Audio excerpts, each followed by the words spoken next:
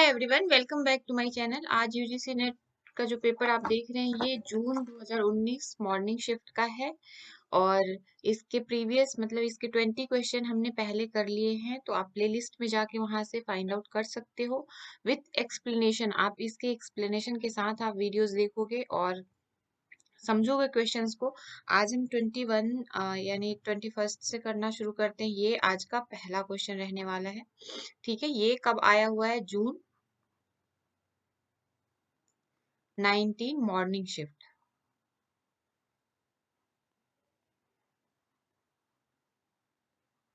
ठीक है, ये मॉर्निंग शिफ्ट का है जून 19 का। कब? जून 19 यानी 20 जून 9। पहला जो क्वेश्चन है, the sequential order of elements is classroom communication is. कौन सा एक क्लासरूम कम्युनिकेशन के लिए जो सिक्वेंशियल ऑर्डर होता है वो कौन सा सही है? तो आप इसको एक बार पढ़ो ऑप्शंस को और एक बार सही आंसर देने की कोशिश करोगे। क्या नॉलेज पहले है, इंटरेस्ट इवेल्युएशन या अवेयरनेस, या अवेयरनेस इंटरेस्ट इवेल्युएशन नॉलेज, या इवेल्युएशन फिर अवेयरनेस? देखो, इवेल्युएशन तो पहले किसी में आएगा ही नहीं क्लासरूम कम्युनिकेशन में। ठीक है, नॉलेज इंटरेस्ट आ सकता है। इंटरेस्ट को आप प्रायोरिटी दे सकते हो कि हाँ चलो इंटरेस्ट क्या है, इंटरेस्ट हो सकता है क्या। तो इंटरेस्ट भी सबसे पहले आपको जागरूक, आपको पता होना चाहिए। तो नॉलेज और इंटरेस्ट वाला भी नहीं, सब सही आंसर क्या होगा? अवेयरनेस, इंटरेस्ट, इवेल्युएशन और नॉलेज। ठीक है, तो क्लासरूम कम्युनिकेशन का सही ऑर्डर क्या है? अवेयरनेस, इंटरेस्ट, इवेल्युएशन और knowledge. Option B is the correct one.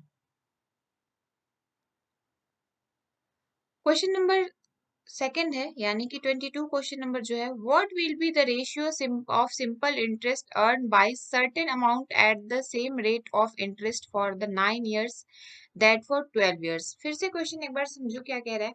What will be the ratio of simple interest earn by certain amount, किसी अमाउंट पे क्या उसका सिंपल इंटरेस्ट रहने वाला है, same rate of the interest for 9 years and 12 years। 9 years के लिए क्या उसका इंटरेस्ट रहने वाला है और सेम रेट पे। देखो, मान लो कि सर्टेन अमाउंट कितना है, 100 रुपीज है। तो 100 रुपीज का अगर कुछ अमाउंट ले रहे हो, मान लो कि आप 5% ले रहे हो, तो 5% 100 रुपीज आफ्टर 9 years में क्या रहने वाला है और आफ्टर 12 years में इनका रेशियो क्या रहने वाला है। ठीक है, इंटरेस्ट का रेशियो क्या रहने वाला है ये बताना है। तो अगर आप इसको सॉल्व कर सकते हो तो खुद से एक बार कोशिश करो, और नहीं तो वेट, अगर सॉल्व नहीं कर सकते हो तो हम सॉल्व करना इसको शुरू करते हैं। जैसा कि आप सभी को पता होगा कि सिंपल इंटरेस्ट का जो फॉर्मूला होता है वो क्या होता है? SI इक्वल टू क्या होता है? कोई भी अगर आपको किसी भी काइंड ऑफ इंटरेस्ट या जो जिसमें आपको मनी अमाउंट पता नहीं हो, तो 100 पे लेके आप उसको कैलकुलेट कर सकते हो। ठीक है, या अगर 100 पे नहीं लेके कैलकुलेट, कोई भी एक अमाउंट फिक्स जिसमें आप इजी कंफर्टेबल हो, 50 पे कंफर्टेबल हो, 10 पे कंफर्टेबल हो, तो 10 का सबसे इजी होता है कि हमें इसका परसेंटेज या इस 100 में से कोई भी चीज इजीएस्ट फॉर्म में हम कैलकुलेट कर लेते हैं। इसलिए मैंने 100 पे यहाँ पे आपको समझाने की कोशिश करी कि हमें 9:12 का ही रेशियो निकालना है मेनली। ठीक है, हमें ये सारी चीजें सिर्फ भ्रामक भरमाने के लिए दे रखा है, लेकिन फिर भी एक बार सॉल्व कर लेते हैं। यहाँ सीधे सीधे मुझे दिख रहा है आंसर, लेकिन फिर भी अगर आपको आप पूछोगे कि कैसे आपने इसको कैसे सॉल्व कर लिया, तो यहाँ पे देखो 9:12 सीधे दिख रहा है, क्योंकि आपको कोई भी जैसे 1% मान रहे हो या 5% मान रहे हो, ये सेम रहने वाला है होल द ईयर, चाहे 9 हो चाहे 12 हो। तो यहाँ 9:3:4 यहाँ पे मुझे दिख रहा है, 3:4 option number A is correct है। लेकिन आप इसको कैसे करोगे एक बार ये भी देख लो। यही आएगा, 9:12 ही आएगा। देखो, सिंपल इंटरेस्ट का जो फॉर्मूला होता है क्या होता है? P into R T. यहाँ पे समय को डिनोट करता है। P यहाँ पे जो आपका मेन अमाउंट है उसको रिप्रेजेंट करता है, आर इसको रेट ऑफ इंटरेस्ट को रिप्रेजेंट करता है। तो यहाँ पे क्या कह रहा है, और ये इसका फॉर्मूला होता है P/R/T/100। तो ये दो रेट ऑफ दो टाइम दो है ना, एक 9 है एक 12 है, एक 9 और एक 12 है। ठीक है। तो आप सेम चीज, आप इन दोनों में रेशियो निकालना है, तो इसको सेम चीज आप फिर यहाँ पे करोगे, टी की जगह पे यहाँ 9 लिख दोगे, और फिर P into R into T की जगह पे 12 लिख दोगे, और अपॉन में 100 कर दोगे। ये और ये कैंसिल यहीं पे हो गया। अगर आप देखोगे तो यहाँ पे बहुत सारी चीजें कैंसिल हो जाएगी, फिर क्या बचेगा, यहाँ पे आप देख रहे हो पी आर बच रहा है, 9 P R upon 12 P R. काटो यहाँ पे, क्या 3:4 आ रहा है ना, तो 3:4 क्या होगा, यहाँ आपका रेशियो होगा। बहुत इजी है, लेकिन फिर भी अगर आपको लग रहा है कि मुश्किल है, तो इसको आप इसके फॉर्मूला के थ्रू जा सकते हो, लेकिन फॉर्मूला के थ्रू में बहुत ज्यादा आपका टाइम कंज्यूमिंग होगा। नेक्स्ट क्वेश्चन है, 6 friend A B C D E F are sitting in a close circle facing the centre. देखो क्लोज सर्कल है, ठीक है, 6 फ्रेंड है, 1 2 3 4 5 6, ठीक है। क्लोजिंग, इनका फेस किधर है, सेंटर की तरफ। सेंटर कहाँ है, ये है सेंटर, तो इनका फेस किधर है, सेंटर की तरफ है।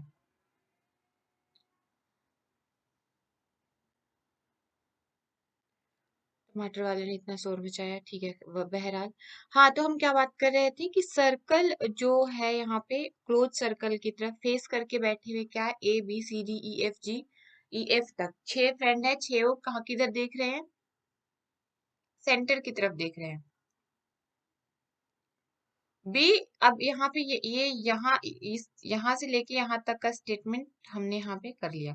अब आगे B is to the left of D, C is between A and A is between B, F is between E and A, who is the right to C. अभी यहाँ पे हमने नंबरिंग नहीं, यहाँ पे हमने लेवलिंग नहीं की है कि ए कहाँ बैठा है, बी कहाँ बैठा है, सी कहाँ बैठा है, ई एफ जी एच कहाँ बैठा है, लेकिन यहाँ पे इन्होंने कुछ इंस्ट्रक्शंस, क्वेश्चन ने कुछ इंस्ट्रक्शंस दिए हुए हैं हमें कि इसके अकॉर्डिंग आप लेवल लगाओ, फिर उसके बाद बताओ कि सी किसके राइट में बैठा हुआ है, नहीं सी किसके लेफ्ट में बैठा हुआ है, यानी who is the right of C. तो अब हम यहाँ पे इनको नंबरिंग इनके अकॉर्डिंग लगाएंगे। कह रहा है कि E is to the left to D, E is to the left to D, तो E यहाँ पे होगा, ये किसके लेफ्ट है, D के लेफ्ट है। दिख रहा है आपको, ये लेफ्ट है राइट, तो D के लेफ्ट क्या है, E है, ठीक है। अब कह रहा है नेक्स्ट, क्या कह रहा है, C is between A and B, C is between A and B, A and B, C is between A and B। अब कहीं भी C लगाते हो तो बिटवीन A और B के होता है, तो मान लो ये A है और ये B है, तो यहाँ क्या होगा, C होगा, ठीक है। फिर कह रहा है कि A and B, F is between E and A, F is between E and A, E और ए के बिटवीन में क्या है, एफ है। तो कह रहा है who is to the right to C, C के राइट में कौन है, तो सी के राइट में कौन होगा, आप फटाफट से यहाँ पे बताओ। देखो सी के लेफ्ट और राइट, यहाँ से देखो, ये अगर इसकी बात करते तो ये लेफ्ट हो गया, राइट हो गया, ठीक है। तो इसके लिए लेफ्ट हो गया, राइट हो गया, तो सी के लेफ्ट में कौन है बताओ फटाफट, ए होगा ना सी के लेफ्ट में। Option number A is the correct. अब देखो यहाँ पे ऑप्शन नंबर A1, हाँ ठीक है।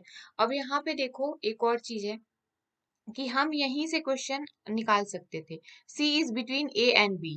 देखो यहीं पे भी अगर हम इसको नहीं भी बनाते, तब भी अगर हम थोड़ा सा माइंड यूज करते अपना, तो क्या कह रहा है, C is between A and B, A और B के बीच में C है, ठीक है। तो यहाँ भी आप देख रहे हो राइट में है, ये लेफ्ट, ये इसके लेफ्ट में है, राइट, मतलब सी के लेफ्ट में है, और राइट, ए राइट किसके राइट में है, सी के, तो यहाँ आंसर ये अपने आप निकल जाता। लेकिन फिर भी हमें ये चीज पता होना चाहिए कि अगर हम ये स्टेटमेंट के थ्रू जाते हैं तो कितना कैसे समझ में आता है, कितना इजी होता है। नेक्स्ट है, if 60% of A minus B equal to 40% of A plus B, then what percentage of A is B. कह रहा है कि कोई एक, मान लो 100, कोई एक नंबर है, वो 60% किसी का, 60% किसी का जो है a माइनस बी किसके बराबर है, 40% ऑफ a प्लस बी के बराबर है, a प्लस बी के बराबर है। तो what is the percentage of A and B, A and B के बीच का परसेंटेज हमें निकालना है। फिर से क्वेश्चन मैं आपसे बोलती हूँ, फिर से क्वेश्चन पढ़ती हूँ। If 60% of A minus B equal to 40% of A plus B, then what is percentage of A is B? तो देखो यहाँ पे हमने ये पहले ये यहाँ पे इन्होंने दे रखा है 60% और 40% A प्लस, तो हम यहाँ पे इनको रिड्यूस कर सकते हैं 60 और 40 का के रेशियो को रिड्यूस कर सकते हैं। 60 को क्या चीज से आप डिवाइड करोगे, और 30 से डिवाइड करते हो, अगर 30 से 20 से डिवाइड करते हो, 30 नहीं 20, 30 में 40 नहीं आएगा, 20 से डिवाइड करते हो तो 23 जा 60 और 22 जा 40। तो इसका एक सीधा से इक्वेशन यहाँ पे बन के आता है, क्या आता है, 3 multiply by A plus B, percentage मान है ये 2 इंटू ए प्लस बी। ठीक है, अब इन दोनों को इक्वलाइज करने के लिए इनमें हम दोनों साइड, बोथ साइड ए से या बी से कोई एक नंबर लेके डिवाइड कर सकते हैं। कोई एक इनमें से कुछ एक को माइनस करना, हटाने के लिए हम उससे सेम डिजिट से दोनों साइड, सेम अल्फाबेट से दोनों साइड डिवाइड कर देते हैं। तो मैं ए से करती हूँ दोनों साइड डिवाइड। ठीक है, ए से दोनों साइड अगर डिवाइड करते हैं तो यहाँ पे कॉमन ये, आई होप कि इस लेवल तक तो आप लोगों को पता होगा, तो इतना डीप में नहीं जा रही हूँ। ये यहाँ पे अगर मैं डिवाइड करती हूँ तो क्या आता है, इसको 3 इंटू, इसका जो आता है वो आता है 3 into 1 minus B plus 1 minus B plus B upon A, फिर यहाँ पे क्या आता है 2 is to 1 minus 2 is to 1 plus B upon A, ये आता है। अब प्लस माइनस दोनों साइड से कॉमन लेते हैं, प्लस माइनस करते हैं तो 3 इज 3 माइनस 2, इस साइड उस साइड कर लेते हैं। ठीक है, फिर 3 2 प्लस 3 बी अपॉन ए। अब इन दोनों को हम प्लस माइनस है तो कट जाएगा, आपको पता होगा, इक्वल साइड करते हैं तो फिर क्या हो गया, B upon A equal to 1/5। ठीक है, 1/5, इसको आप सॉल्व करके आराम से देख लेना। 1/5 यानी पता चल गया हमें बी और ए की वैल्यू क्या है। इसको हम परसेंटेज में चेंज करते हैं तो 1/5 मल्टीप्लाई बाई 100। किसी भी चीज को परसेंटेज में चेंज करने के लिए 100 से हमें मल्टीप्लाई करना होता है, तो 20% इसका आंसर आ रहा है। ऑप्शन नंबर ए इसका करेक्ट होगा। ठीक है, 20% इसका आंसर है, तो ऑप्शन नंबर ए करेक्ट होगा। ये थोड़ा सा लेंदी होता है अगर आप प्रैक्टिस नहीं किए हुए होगे तो। अगर आप प्रैक्टिस किए होगे तो ये लेंदी आपको बिल्कुल नहीं लगेगा, फटाफट से आप करते हुए पहुंच जाओगे। लेकिन कोई बात नहीं, हम अभी प्रैक्टिस कर रहे हैं और इसीलिए शुरू से ही हम क्वेश्चन आंसर पे ध्यान दे रहे हैं, ताकि हमारी जो प्रिपरेशन है सही दिशा में जा रही है या नहीं हमें पता चलते चले। और क्वेश्चन, नेक्स्ट क्वेश्चन है, all judges are fair-minded is an example of dash proposition. All judges are fair-minded is an example of dash proposition. आप किस चीज में, आप सारे जज को एक साथ डिनोट कर रहे हो, तो ये किस चीज का एग्जाम्पल है? ऑल जज आर फेयर माइंडेड। तो यहाँ पे देखो, ऑल जज आर फेयर माइंडेड यानी कि आप यहाँ पे ऑल लग रहा है और सबको एक ही चीज में लेके आ रहे हैं, तो क्या है, यूनिवर्सल अफर्मेटिव, जहाँ ऑल आ जाए, जहाँ एवरी आ जाए, ऐसे वाली जो सेंटेंसेस शुरू होती है और उसके में प्रीपोजिशन पूछा जाता है, तो कौन सा प्रीपोजिशन होता है, यूनिवर्सल अफर्मेटिव, यूनिवर्सल अफर्मेटिव हो जाता है। जब हम बात करते हैं अगर यूनिवर्सल नेगेटिव की, तो यहाँ पे नो आ जाता है, नन आ जाता है। ठीक है, जैसे नो एस इज पी, या नो पी इज, या ऑल पी इज एस अगर आता है तो क्या हो गया, वो यूनिवर्सल अफर्मेटिव हो गया। और यूनिवर्सल नेगेटिव में आता है कि नो या नन से शुरू होता है। अगर हम बात करते हैं पार्टिकुलर अफर्मेटिव की, तो सम और सम से शुरू होता है या समथिंग से शुरू होता है। और पार्टिकुलर नेगेटिव की बात करते हो तो सम नॉट से शुरू होता है। ये स्क्वायर ऑफ अपोजिशन जब हम पढ़ेंगे तो वहां पे ये दिखेगा। नेक्स्ट क्वेश्चन देखते हैं, in a classroom content produced for a specific user will be lead to। एक क्लासरूम में जो कंटेंट प्रोड्यूस करते हैं उस स्पेसिफिक यूजर को, उसको क्या कहते हैं, लीड क्या करता है वो। क्वेश्चन नंबर 26 का सही आंसर क्या होगा? तो अगर हम किसी क्लासरूम में कुछ प्रोडक्ट या कुछ कंटेंट प्रोड्यूस करते हो तो उसको क्या कहोगे? उसको क्या पर्सनालिटी डेवलपमेंट कहोगे, कंटेंट फिल्टरिंग कहोगे, या पर्सनलाइजेशन कहोगे, या जनरल एकेडमिक इंटीग्रेशन कहोगे? तो इसको पर्सनलाइजेशन कहते हैं। इसको क्या कहते हैं? Personalisation. Option number, question number 26 का सही उत्तर क्या है? Option number 3, presentation, personalisation. क्या है इसका सही आंसर? पर्सनलाइजेशन। क्वेश्चन नंबर 27 है, यानी आज का भी 7वां क्वेश्चन ही है।